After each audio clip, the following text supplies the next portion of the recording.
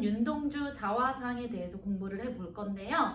많은 친구들이 중간고사를 준비하고 있을 거예요. 그 중에서도 고등학교 1학년 학생들은 자화상이 시험 범위일 거예요. 그래서 이 윤동주 자화상을 오늘 같이 분석해보고 해석해보고 그리고 어떤 게 시험에 나올지 다 같이 한번 짚어봐요. 네, 윤동주 자화상. 일단 저는 신사고 책 기준으로 수업을 진행을 할 거고요. 처음에 1단원을 보면은 문학작품이 구성 요소들과 내용이 굉장히 유기적인 관계를 맺고 있다라고 나오는 대단원의 첫 여는 문에 써 있어요. 그 말은 시인이 시를 쓸 때 여러 가지 구성이나 문학 표현 기법이나 여러 가지들이 있죠. 그 여러 가지들이 단순히 오늘은 이거 써야겠다. 이거 써야겠다 이렇게 한 게 아니라 내용을 구성하고 이 내용에 알맞게 구성을 짠다라는 얘기예요. 그렇단 얘기는 윤동주 자화상을 공부할 때도 당연히 구성, 형식, 표현상 특징 같은 것도 같이 공부를 해야겠다는 얘기죠.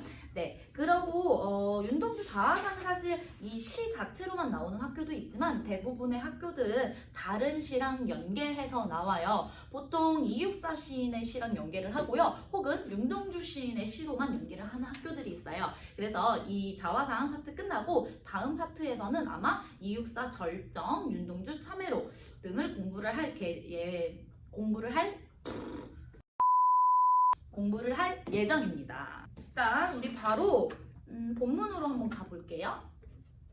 네, 시가 굉장히 어렵다던가 표면적으로 읽었을 때 이해가 안 가는 그런 부분은 없어요. 고전 시가가 아니기 때문에. 그래서 우리 같이 내용적인 측면이랑 표현적 측면 두 개 같이 한번 집어가면서 공부를 해볼게요. 산 모퉁이를 돌아 논가 외딴우를 홀로 찾아가선 가만히 들여다봅니다. 자, 1연에서 굉장히 중요한 키워드가 나오는데 일단 산 모퉁이를 돌아서 논가 외딴 혼자 있는 우물을 혼자 찾아가서 가만히 들여다봐요. 처음부터 분위기가 어때요? 굉장히 조심스럽습니다. 자, 일단 그러면은 1연은 되게 조심스럽고 차분한 느낌을 주고 있습니다. 자, 여기서 중요한 게 하나 나왔는데요. 바로 뭘 들여다봐요? 우물을 들여다보죠. 자, 우물을 들여다보면 어떨까요? 우물을 가만히 들여다보면 당연히 내 얼굴이 보이겠죠. 그리고 하늘에 비친 모습들도 다 반사돼서 비칠 겁니다. 자, 그래서 첫 번째 중요한 키워드 바로 우물입니다. 자, 이 우물은 2연 넘어가고 4연 넘어가고 끝까지 시를 보다 보면은 자아성찰을 하게 되는 계기구나. 바로 이 우물을 들여다봄으로써 자아성찰이 시작되는 거죠. 그것 보고 바로 자아성찰에 들어봤을 거예요. 매개체라고 해요. 자, 처음부터 굉장히 중요한 시어가 나왔는데 이 우물, 자아성찰의 매개체라는 거는 정말로 중요합니다. 그래서 별표를 치고 유의 깊게 한번 다시 분석을 해보시고요. 이 우물을 들여다봄으로써 바로 자아성찰이 시작되는데 바로 내가 나오는 게 아니라 이형 보실게요. 우물 속에는 달이 밝고 구름이 흐르고 하늘이 펼치고 파란 바람이 불고 가을이 있습니다. 네, 바로 내 모습을 얘기하지 않고 뭐가 있대요? 달이 밝고 구름이 흐르고 있고 그리고 파란 바람이 불고 가을. 가을이구나. 가을밤을 묘사했구나. 그래서 우물 안에 굉장히 아름다운 가을의 풍경들이 펼쳐지고 있네요. 자, 2연 가볼게요. 2연 가을 풍경들을 얘기하고 있어요. 자, 근데 우리 저번에 옛날에 문학 기초 파트에서 배운 수사법, 표현법 기억나시나요? 네, 거기서 열거법이라는 게 있었는데 다시 한번 설명해 주자면 열거법은 말 그대로 내가 말하고자 하는 것을 간략하게 얘기하지 않고 쭉 늘려서 나열하는 거예요.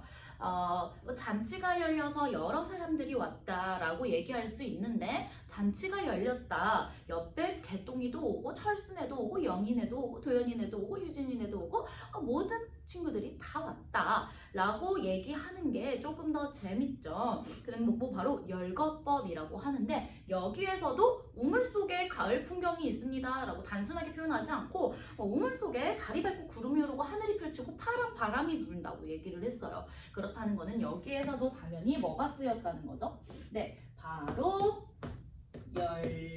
열거법이 쓰였다는 겁니다. 그래서 이 지금 가을 풍경은 어떤 거예요? 굉장히 조화롭고 아름답죠. 그래서 가을 풍경은 굉장히 조화롭고 아름답습니다. 그리고 하나 더 할게요. 바로 뭐냐면요. 파란 바람이에요. 이 파란 바람은 공간갑적 심상이에요. 우리 배웠던 거 기억나요? 최근에 배웠었는데 심상 배우면서 공간갑적 심상. 심상을 이렇게 섞은 거죠. 그래서 모르시는 분들은 다시 심상 파트 들어가서 보고 오시면 되겠습니다. 그래서 지금 내가 화자가 직접 느낀 게 처음에 온다고 했죠? 진짜 찐으로 느낀 게 처음에 오는 거고 가짜로 내가 느낀 거는 뒤에 온다라고 했어요. 무슨 화라고. 그러면 내가 진짜 느낀 건 뭐예요? 바람이죠? 바람은 우리 피부로 느낄 수 있습니다. 가끔가다 눈으로 느낄 수도 있다라고 하는데 피부로 느끼는 거예요. 그렇기 때문에 얘는 뭐죠? 바로 촉각의 파라는 거예요. 파란색은 우리 시각으로 느낄 수 있죠. 그렇기 때문에 시각이에요. 시각화입니다.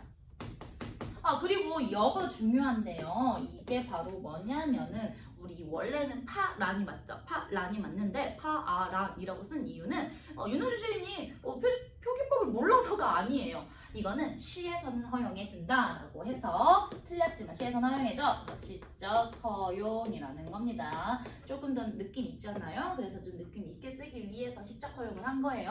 그래서 간혹 가다가 시적 허용에 대해서 묻는 문제도 나오기 때문에 이것까지 시적 허용까지 알아두시고요. 자, 사면으로 돌아가 볼게요. 그리고 한 사나이가 있습니다. 어쩐지 그 사나이가 미워져 돌아갑니다. 자, 여기까지가 사면인데요. 한 사나이가 있대요. 생각해보세요. 우물을 들여다봤는데 가을 풍경이 있고, 자, 가을 풍경이 있다는 건 저게 물이 있고 그 물에 비친다는 뜻이죠.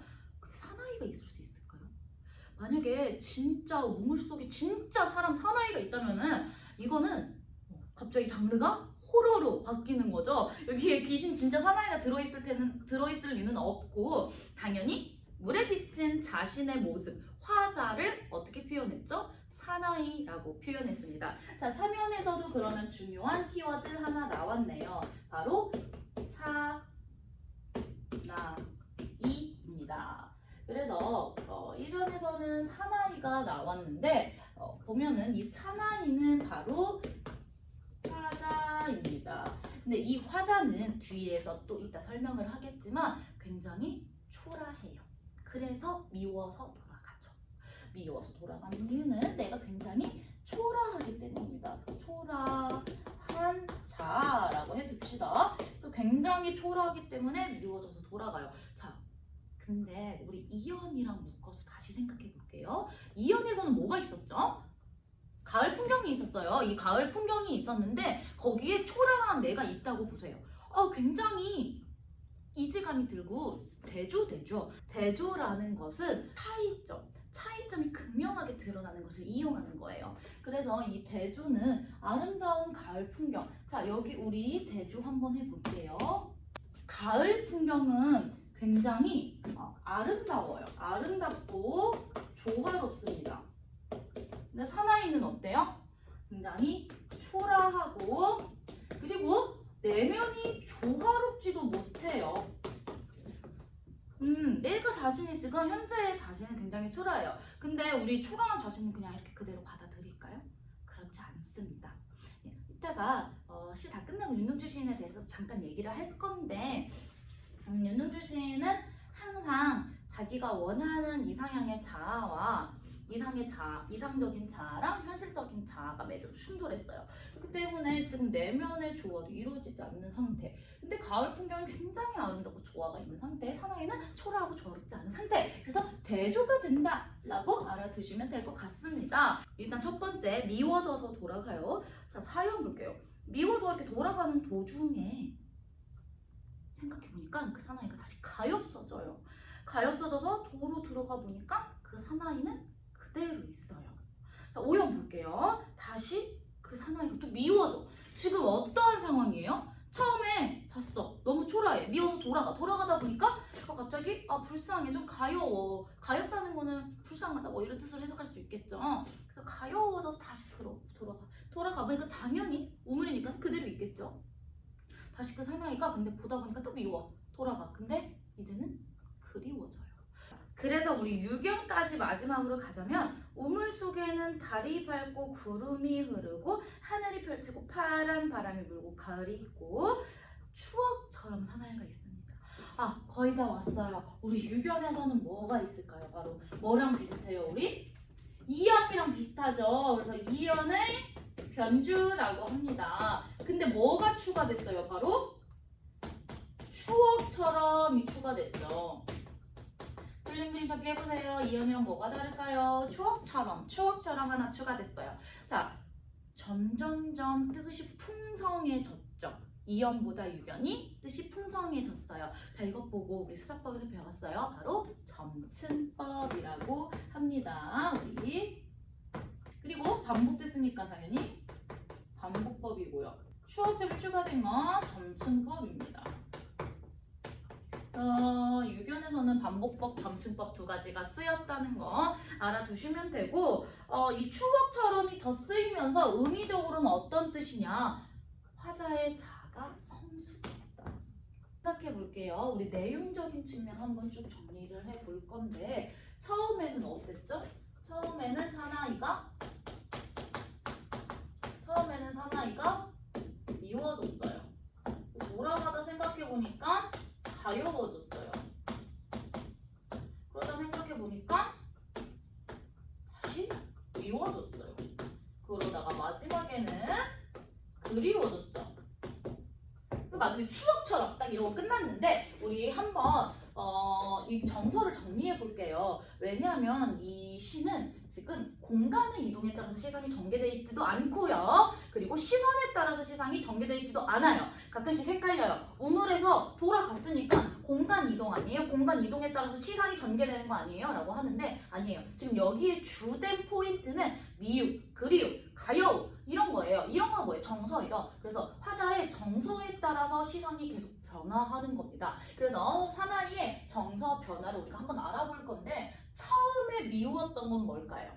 처음에 미워서 돌아갔던 건 3연에서 사나이가 나왔잖아요. 근데 이 사나이를 봤을 때 굉장히 초라한 자신을 느낀다는 거죠. 그래서 이 현실 자아가 초라해서 부끄럽습니다.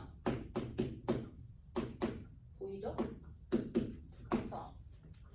부끄러워요 지금. 현실자가 초라해서 부끄럽다가 왜 다시 가여워졌을까요? 자신에 대한 연민이 든 거죠. 그래서 자기 연민이 들어서 다시 옵니다. 자, 근데 왔는데 갑자기 또 미워져요. 지금 이 상황이 어때요? 아, 미워. 아, 나 불쌍해. 아, 또 미워. 냈죠? 깔등이 막 고조되고 있어요 지금. 자, 그러다가 다시 그립대요. 뭐가 그리운 걸까요, 이거는? 네, 자기가 생각하는 이상적인 자아 혹은 과거의 순수한 자기 자아가 그리워지는 겁니다. 자, 보면은 사나이 정서가 이렇게 바뀌고 있는데 미웠다는 거, 부끄러웠어요. 근데 그러다가 다시 자기가 불쌍해져. 그랬다가 다시 또 미워. 아, 내적 갈등이 막 고조되고 있어. 그러다가 마지막에 그립대. 나 옛날 순수했던 나. 혹은 내가 꿈꾸고 있는 이상적인 자.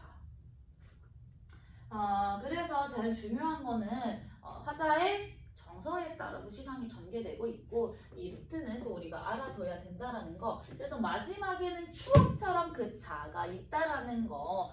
자기가 생각하는 그 추억처럼은 예전에 순수했던 자기 자신일 수도 있고요. 그리고 자기가 꿈꾸는 이상적인 자아일 수도 있다라는 거. 그러면 학교에서 두 가지 다 배우는 경우도 있고 한 가지만 배우는 경우도 있는데 어쨌거나 되게 긍정적인 의미의 자아라는 거예요. 그래서 처음에 우리가 봤던 이 사나이가 있습니다. 그 사나이가 미워. 이거는 다 부정적인 자아고요. 여기는 되게 긍정적인 의미라고 생각을 하시면 될 것 같아요. 그래서 왔다 갔다 하죠. 막 미웠다가 좋았다가 미웠다가 막 이렇게 얘기하는데 뭔가 똑같은 행위를 반복하면서 화자의 정서를 더 부각시키고 있죠. 그래서 내용 정리는 뭐 이 정도로 알아두시면 될 것 같고요. 좀 중요한 거 몇 개 짚어볼까요? 일단 표현법들은 저는 다 알았으면 좋겠습니다. 표현법들 다 알아두시면 될 것 같고, 사실 여기에 적은 건 다 중요한 것만 적었어요. 제가 이 칠판에 모두 다 적을 수 없기 때문에 중요한 거 되게 간단하게 적어봤는데 한번 학교 수업 시간에 들은 거랑 비교해보고 자습서랑도 비교해보고 다른 인강이랑도 비교해보면서 좀 더 추가할 게 있는지 한번 체크를 해보시고 필요한 게 있다면 여기다가 체크하셔서 추가하시면 될 것 같습니다. 지금 이 시가 어렵다고 하는 친구들도 있는데 쉽게 생각해보면 우리가 지금 일제감정기 시대니까 뭔가 이렇게 생각을 하는 거지 우리로 한번 얘기를 들어볼게요. 시험 기간에 우리 내적 갈등 일어나죠. 어떤 내적 갈등? 공부할까? 휴대폰 좀만 더 할까? 그러다가 휴대폰 다 하고 시간을 보면은 자기가 미워지죠. 아, 나 진짜 쓰레기야. 나 공부 아직도 안 했어. 나 정말 쓰레기야. 나 어떡하지? 이렇게 얘기를 하다가도 나중에 지쳐있는 자기 자신, 얼굴에 막 뾰루지 올라오고 막 그런 자기 자신을 보면은 되게 피곤했구나. 도연아, 너 굉장히 피곤하구나. 이러면서 연민을 느끼다가도 아니야, 더 열심히 해야지. 이러다가 미워지다가도 이렇게 생각을 해보면 돼요. 그것도 내적 갈등이니까요. 그래서 내가 꿈꾸는 이상적인 자아는 휴대폰 보지 않고 공부 열심히 하는 자아.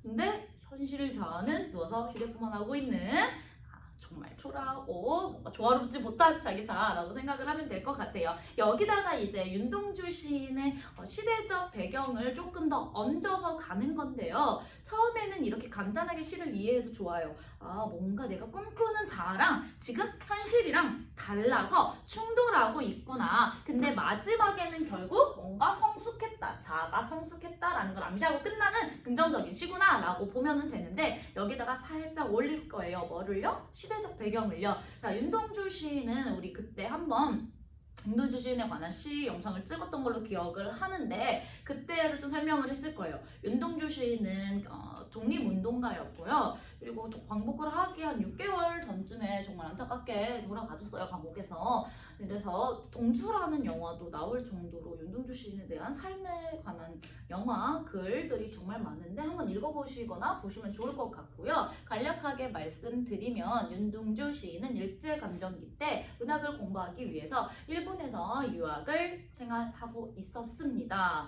그렇다면 얼마나 이 사람은 그냥 평범하게 일본에서 공부하면서 지낼 수 있었는데 그런데도 불구하고 항상 부끄러워하고 시로서 정말 독립투쟁을 계속 하셨어요. 우리 광복하고 싶다 라고 얘기를 하면서 그래서 부끄러움의 미학이라고 그때도 말씀드렸는데 윤동주 시인은 항상 부끄러워 하셨다는 거, 그리고 자아성찰을 끊임없이 했기 때문에 자기가 부끄러웠던 거예요. 나 정말 이러고 있어도 돼? 지금 이 조국에서는 내 친구, 내 주변 지인들 하나둘씩 죽어나가고 있는데 나 정말 이렇게 편하게 공부하면서 글 써도 되는 거야? 나 정말 이렇게 살아도 되는 거야? 정말 내가 이상적으로 생각하는 자아는 좀 더 적극적으로 대응하고 지금 이 현실에 맞서 싸우는 게 정말 이상적인 자아인데 나는 왜 그러지 못해? 너무 초라하고 비겁한 것 같아. 그리고 자기 혐오, 이런 것들이 시에 정말 많이 담겨져 있습니다. 여기에서 담겨져 있죠. 그래서 처음에 나의 자아는 초라하구나 라고 생각을 합니다. 그래서 시에 대해서는 이 정도로 우리가 분석할 수 있을 것 같고요. 이것만 알아두시면 안 돼요. 분명히 신사고에서는 이육사 절정이 시가 아예 그냥 교과서에 나오는데 신사고인 학생들은 이육사 절정 뒤에 다음에 더 올릴 건데요. 그 이육사 절정하는 것도 같이 보시면 될 것 같습니다. 그리고 나머지 윤동주 시들도 한번 보는 게 좋겠죠. 참외록이라든지 이상의 거울이라든지 이런 부분들을 같이 연계해서 공부를 해 두시는 게 조금 더 편할 것 같습니다. 그러면은 윤동주 자화상은 오늘 이렇게 마무리를 하겠고요. 저는 다음 시간에 이육사 절정시로 돌아오겠습니다.